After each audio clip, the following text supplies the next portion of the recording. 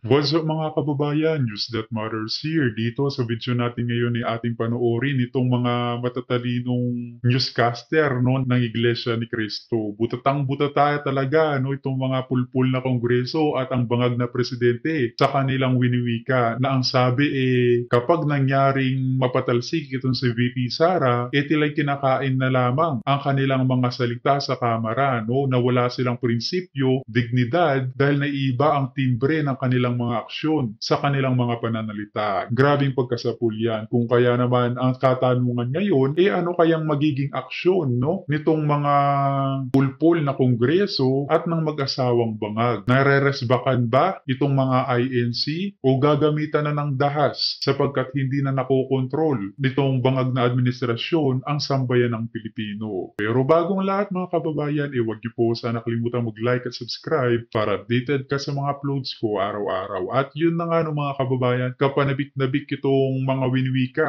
nitong mga magigiting na newscaster ng INC no, na kahit ako bilib na bilib sa kanilang mga sinasabi. Kung kaya naman hindi ko na patatagalin pa, ito na ang buong video. Ito, aywan ko lang doon sa mga pangako nila, sa nakita mo ba, Nelson, parang walang nabanggit na may kinalaman sa kinakaharap ng problema ng ating bansa ngayon. Hindi, ito ay parang general statement. Yes. Motherhood statement. Walang direktang detalye, di ba? Na may kinalaman, ang tinutukoy natin ang usapin ng impeachment. At yung mga problemang iba pa. Yan. Pero ako naman, Jen, kung ikaw ay matalinong sumusubaybay at tumitingin sa mga pangyayaring ito, dapat ganito ang maging konklusyon mo dyan. Okay. Dahil sinabi na nila na sila'y sama-samang nagkakaisa sa likod ng Pangulo. At all times. Sa lahat ng pagkakataon.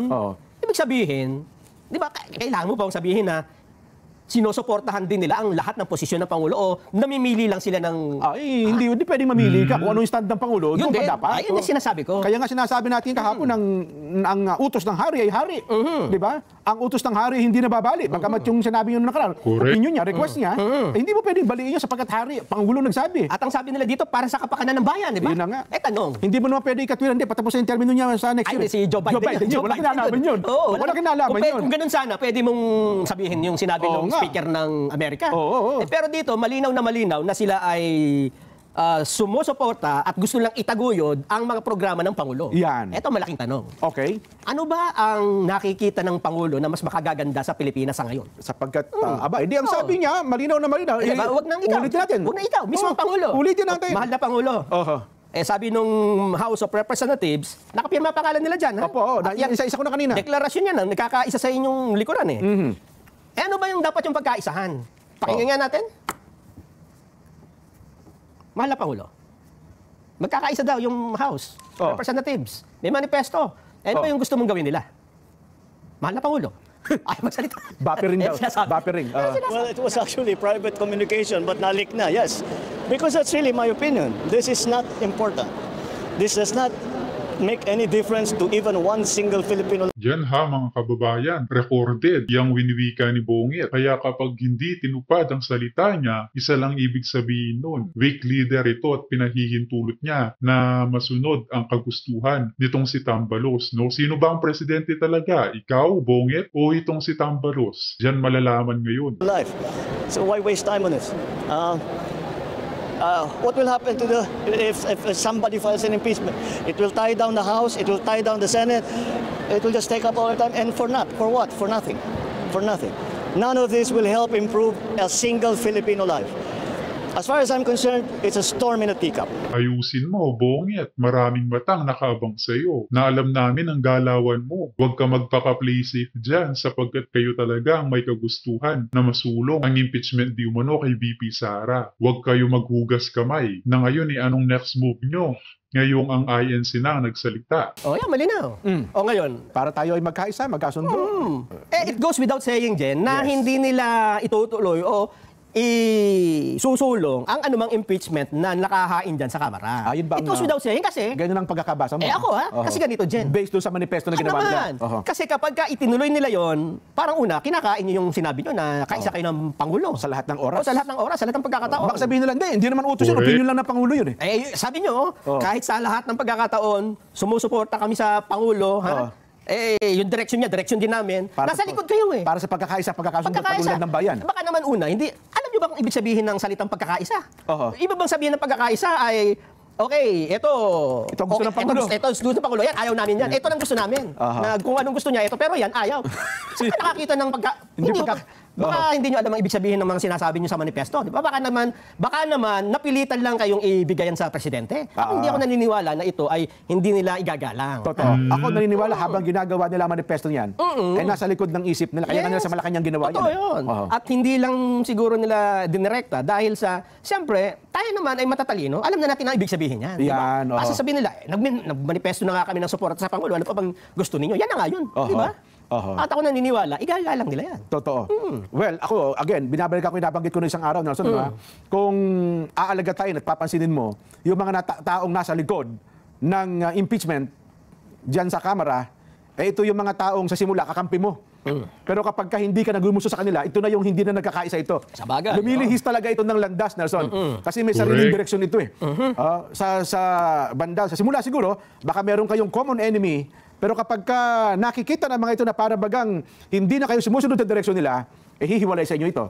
Kung iisipin niyo po kung sino-sino bang mga taong nasa likod ng mga reklamong iyon, Nelson. Totoo yun. Diba? At kung titingnan nyo ho yung naging pahayag kahapon, hindi ho ba? Maiisip mo na may wisdom doon sa pasya na yun dyan. Oo.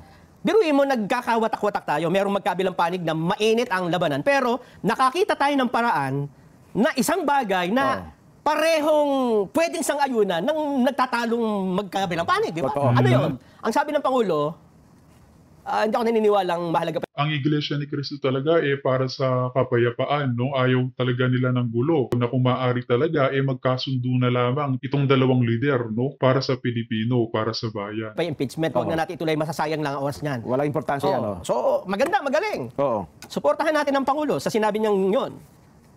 Iyan ba, Jen, halimbawa, sinabi ng Pangulo na yun na huwag na ituloy ang impeachment dahil sayang lang ang oras. Oo.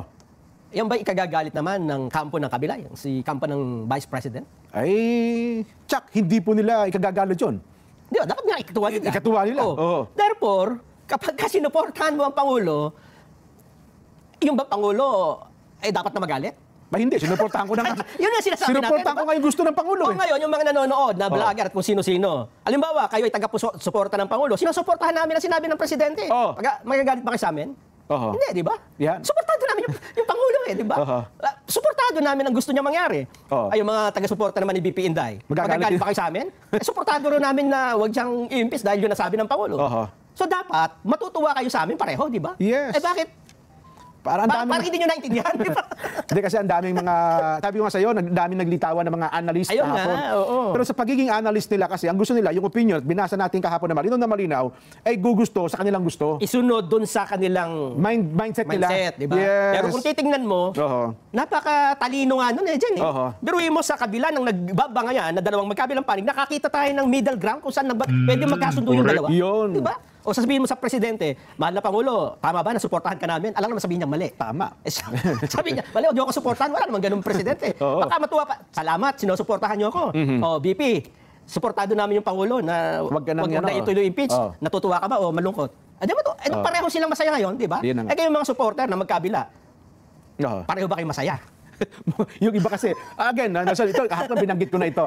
May mga tao talaga na hindi masaya na ang bansa natin magkaisa. Yun yung sinasabi ko. Totoo. Aminin man nila o hindi. May mga tao talaga sa ating lipunan na ang gusto nagkakagulo tayo. Kaya kung sino man ang malungkot o For example na lang, ang mga trolls, no? Ang mga komunistang grupo nila Franz Castro. Sino-sino pa ba ang mga hindi masaya sa kapayapaan na mayroon tayo, mga kababayan? Pag-comment nga ng ating malaman-laman dyan. nalungkot nung narinig nila na suportado natin o pabor tayo sa opinion ng Pangulo na wag nang ituloy ang impeachment, nalungkot ka, ibig sabihin gusto mo kaguluhan, di ba? Di ba? At kung gusto, at kung ikaw naman ay gusto, anong tawag doon, pabor ka pa rin na ituloy yung impeachment, ayaw mo nang... ayaw mo nang pagkakasundo. Samantalang ang linaw, no? Ano po ba ang gusto ng Iglesia? Batay sa binanggit namin kahapon, ang Iglesia po ay para sa kapayapaan. Number 1. Ayaw natin ng anumang uri ng kaguluhan. Number 2. Na yung kaguluhan na yan, nanggagaling sa kanino mang panig. Kahit sino mang panig na manggulo, hindi natin suportado yun, hindi namin papaboran yan. At ito, sana pansinin ng ating mga kabayan. Baka sabihin nila, Nelson, Jen, kasi ngayon naharap sa impeachment ang pangalawang Pangulo. Huwag ko kayong kasiguro. Baka bukas makalawa, mabaliktad yan. Baka naman yung presidente. Diba? Ayun ang sinasabi. Natin. At kung yun po ay mangyayari, makakagulo rin sa bansa yun. titindig din po kami. Ayan na nga, nauna na nga tayo eh. Itigil na po, hindi ho makatutulong ang impeachment per se. Marami kasing problema ngayon. Yun na nga. Kaya ang ganda kanina nung sagot tinanong si Senate President Chis Cordero ukol sa bagay na yan. Naintindihan niya. Buti pa siya naintindihan niya eh. Diba? Kasi ang premise nung isang nagtatanong, para bagang ang iglesia ay nagpahayag ng pagsuporta na kay BP Sara tungkol sa no impeachment. Kaya ang sagot niya, parehas ba tayo napakinggan? Mukhang magkaiba tayo ata na napakinggan. Ang alam ko, sumusuporta sila sa opinion ng Pangulo. Sapagkat ang opinion ng Pangulo, no to impeachment. Di ba? Yun din ang sinusuportahan nila. Ngayon po, halimbawa, sabi siguro pakinggan natin. Meron ba tayo? Sige. Paliwanag kasi ito talaga yung konteksto nung pahayag kahapon. Ayun, dapat maintindihan nyo na ganito. Ha? Buti naintindihan ng Senate President. Diba? Sige po. Pakinggan mo natin. Senate President Chis Escudero. Paliwanag. Bapiring pa. Magpalit na tayo. Yun ang ating... Adjourn yung session, naka-break ang session, pwede bang magpatuloy yung impeachment proceedings? Oo. Dahil hindi session ito. It is a different animal. Hindi ito session tulad ng session namin kung saan kailangan nagsesesyon din ng Kamara. Ang impeachment proceeding ay unique na proseso na hindi saklaw at labas sa ordinaryong sesyon ng Senado kung saan kailangan nagsesesyon din yung aming counterpart sa Kamara de Representantes.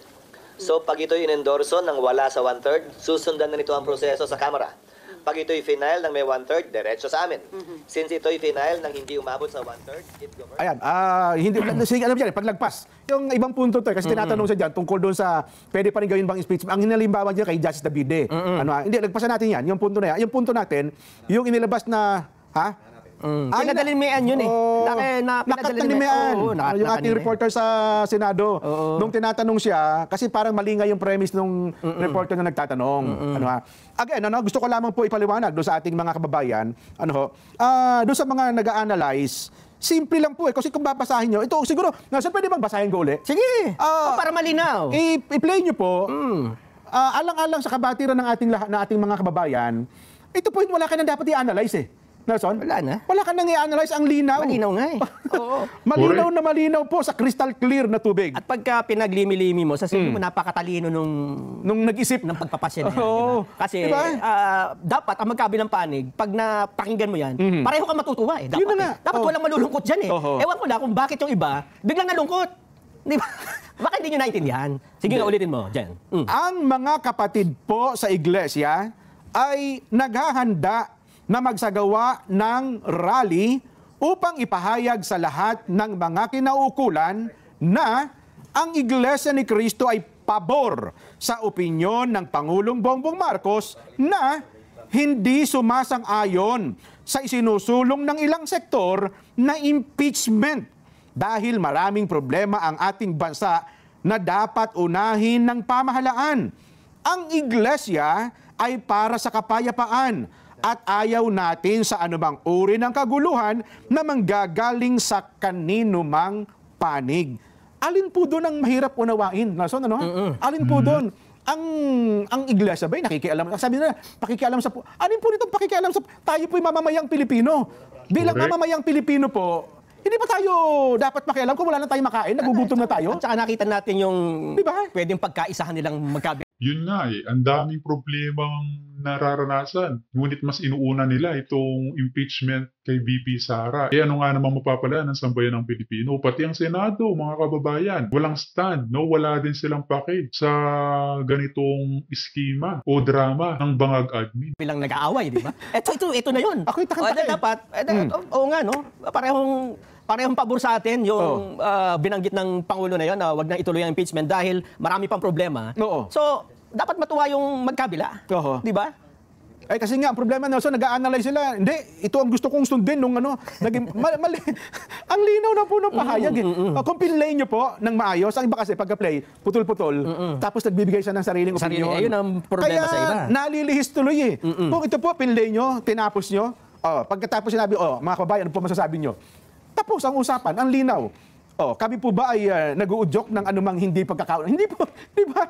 Ang Pagkakasundo nga eh. Pagkakasundo eh. Tigil na po natin yan. Ayun nga, oo. Ang daming problema po ng bansa na kinakaharap natin. Pero again, sabi ko nga, Nelson, ito, bibigyan din ko na po, sariling opinion ko na ito, Nelson, ha?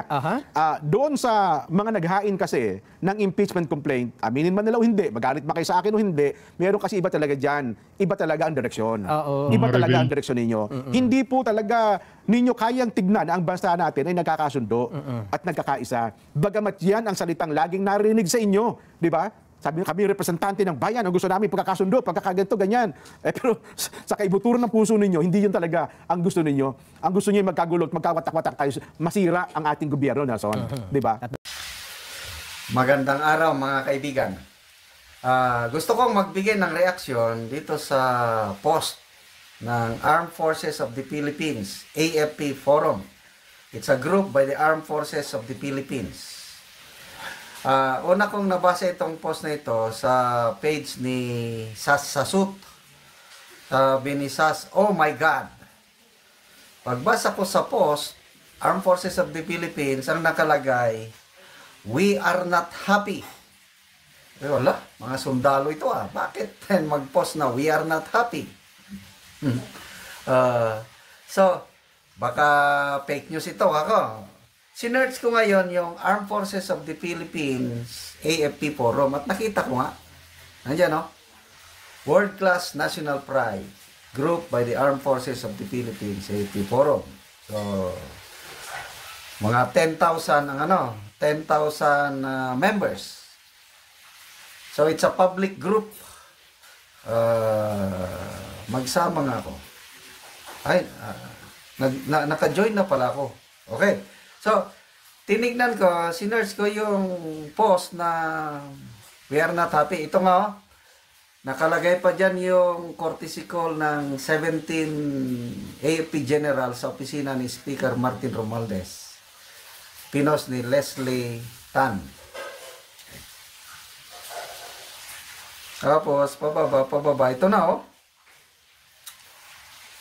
Armed Forces of the Philippines, we are not happy.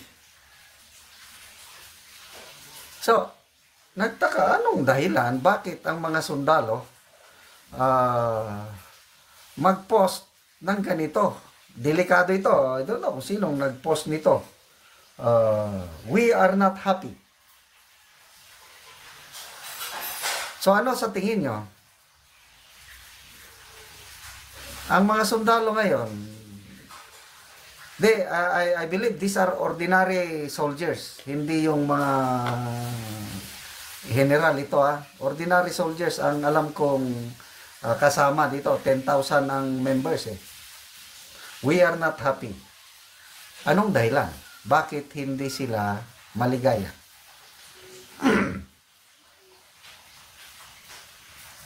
Binasa kong comments doon sa post ni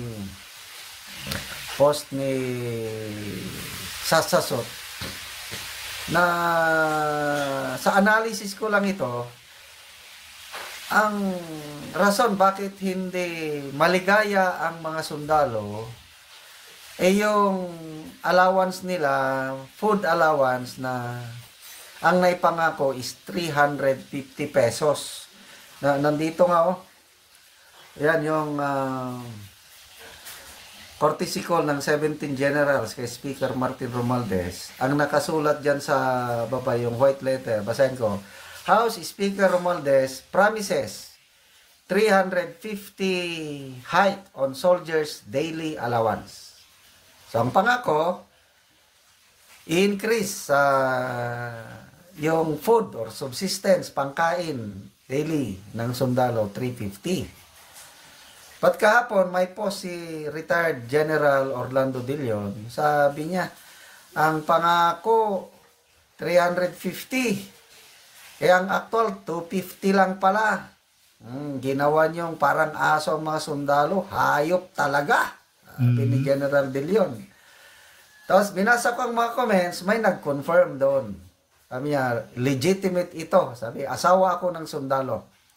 Ang talagang matatanggap lang ng mga sundalo is 250 per day, hindi 350 as promised. So, baka ito yung hindi natuloy na promise na 350 pesos daily food allowance ang dahilan bakit hindi sila happy. Okay. So, dito ngayon, binasa ko ang mga comments sa nako, ang daming comments na negative sa sundalo, sa AFP. 1,000 comments na ito. Gambit Jin. Sabi, the people are mad with the kind of service you are doing. Nako, ano na ito kasi panahon ni PRRD, ang Armed Forces of the Philippines ang most trusted agency in government. Even today, yung first 2 years ng administrasyong ito, ganun pa rin. Nasa mataas, mga pinakamataas na most trusted is AFP at saka TESDA. Kaya lang, with this, lumalabas na medyo may mga tao nang nadidismaya sa mga sundalo. So ito, the people are mad with the kind of service you are doing. Sabi. Tapos, sabi ni Ross Delgra, busog ang AFP-PNP kaya walang aksyon. Loyal sa isang tao, hindi sa bayan at bandila. Sayang ang bandilang nakadikit sa balikat at uniforme. Sabi ni Sausan Cachero, busog kasi bulsa nila kaya ganun. Si Joey Maranyon ay totally agree. Helen Ramas, sabi niya, your generals are very happy with millions. 350 per day for you who do the difficult job. Is that fair? Kaya ito na nga, yung daily allowance na 350. Protect the Constitution. Protect the people. Loyalty to the flag. Please. Actually, ang ordinary sundalo, maligaya na yan. Kasi I'm not sure kung ang daily allowance ngayon is 150 pesos per day pa lang. Kung maging 350, nako, more than 100% ang increase. Sobrang maligaya na yan ang sundalo. Kasi ang sundalo, yung sweldo talaga, yung ATM, hawak ng mga misis, yung real commander. Hindi nahawakan ng sundalo ang kanyang sweldo. Punta yato pamilya.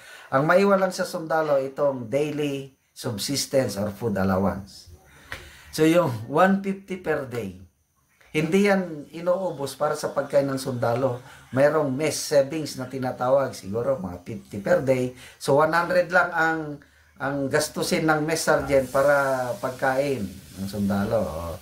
So yung 50 per day times 30 days, 1,500. Yun ang pang extra, pang gastos ng sundalo. Ganun po, kahirap ang buhay ng sundalo. Ganyan ako noon. Ang sweldo ko hindi ko na hahawakan. Nasa commander ko. Ito lang, daily allowance lang ang akin. Kaya happy na yan. Mababaw ang kaligayahan ng sundalo. Sana matuloy na ang trip. Pero sa galawan nga nila Tambalos, General Macanas, hindi natutuwa, no? Sapagkat pinangkuan nga sila ng 350 pesos na food allowance per day, pero ang balik sa kanila 250 pesos lamang. Kung kaya't valid ang nararamdaman ng ating mga kasundaluhan, no? At ang malaking katanungan, saan napunta ang sobrang 100 pesos na baka naibulsa na nga nila Tambalos? 350. Ano naman pangakuan nila ng 350 tapos 250 lang pala ang ibibigay. Abi naman. Kaya basa po tayo ng mga comments. Yan, Rachel Gallinero.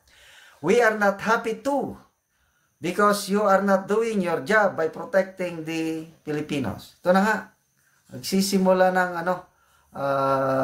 yung trust ng mamamayang Pilipino sa mga sundalo mawawala na. Annabel Ropa, sabi niya.